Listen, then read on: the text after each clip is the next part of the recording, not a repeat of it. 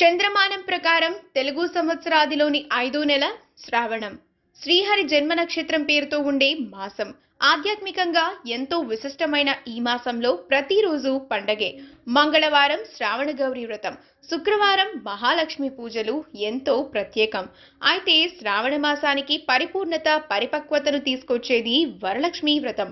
పౌర్ణమికి ముందు వచ్చే శుక్రవారం నాడు ఈ వ్రతాన్ని ఆచరించడం ఆనవాయితీ. శ్రీ మహావిష్ణువు దేవేరి మహాలక్ష్మి వివిధ రూపాలతో సర్వమానవాళి కోరికలు తీరుస్తూ ఎల్లవేళలా రక్షిస్తుంది.